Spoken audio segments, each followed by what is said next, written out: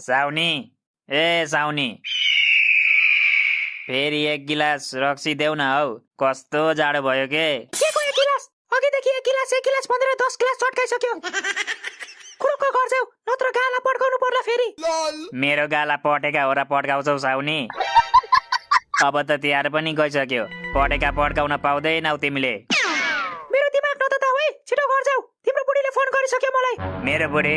मेरो बिहे भइसक्यो र म त भर्खर 5 वर्ष पुग्दैछु त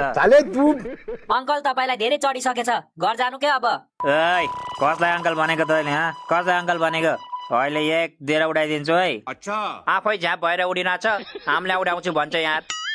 यो जडी आस्ते हो के बाबु यसको मुख नलाग बरु भन तिमीहरुलाई के ल्याइदिउ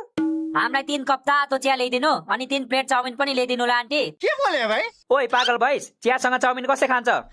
म खान्छु नि मेरो त चाउमिन फेभरेट हो जेसँग पनि खाइदिन्छु त्यही भएर त अनुहार पनि चाउमिन जस्तै भएको रहेछ